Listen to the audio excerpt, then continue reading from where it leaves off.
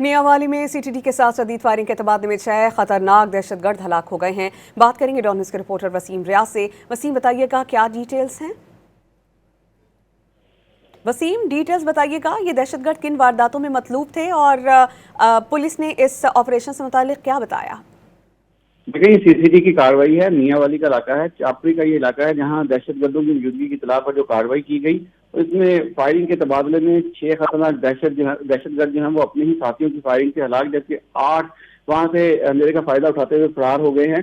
CCD के मुताबिक दहशतगर्दों की गिरफ्तारी के लिए इंटेलिजेंस बेस्ड कार्रवाई जो है वो की गई थी, जिसमें ये मुकाबला जो होगा और जो मौका से जो चीजें मिली गई उनमें खुद कुछ जैकेट है, एक और दस्ती बम है, 3 SMG, 6 गोलियां, 200 और बारूदी मवाद जो है वो बरामद किया गया है।